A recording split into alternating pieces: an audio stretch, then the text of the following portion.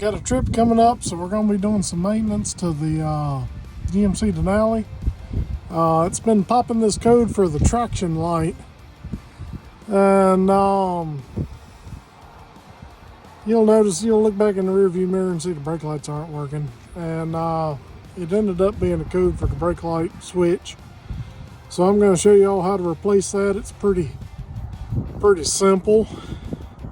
You're going to need a 10mm wrench and a lot of patience. This is your switch. It's a standard brand switch. And there is your part number. Now the fun part, crawling under the dash. I moved my seat all the way back, which it kind of stays back there anyways because I'm a big guy. Alright, so you're going to have a connector, 4-pin connector, up beside the brake pedal. And then you've got a bolt that secures it. Alright, now that you got that long bolt with lots of Loctite out, there's a little clip. You're going to raise it up and push it up, and it'll click and then come off. Alright, so what I did was I took the rod going into the back of the brake booster and slid it over, and it come off that pin. So now the notch goes to the driver's side of the truck. You see the notch? It goes like that.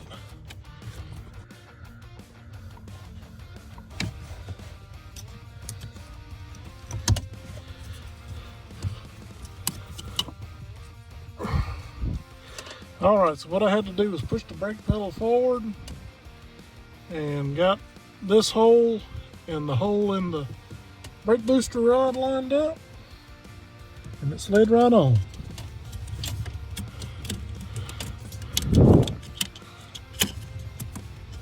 Before I forget it, I'm going to go ahead and plug up this connector right there. Then we're going to put the clip and the bolt back in it, and we should be good to go. Alright, the clip goes on like so, and the bolt goes in the middle, and it's got plenty of good factory Loctite on it.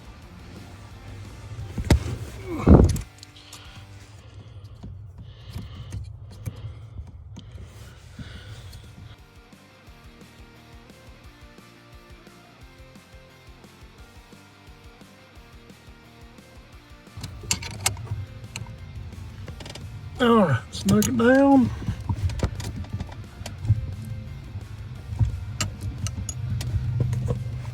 Alright, so the hard part's over. Now I'm going to finish changing the oil, and I got to clear the codes, and we should be good to go.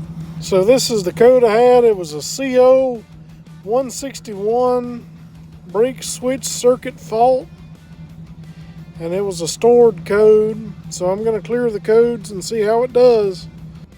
Back from the test drive, no lights are on, which it wasn't like a consistent thing, but it would come on like 3 or 4 times a week, probably. So I'm going to keep driving it, keep y'all posted, but I'm pretty sure that's got this fixed.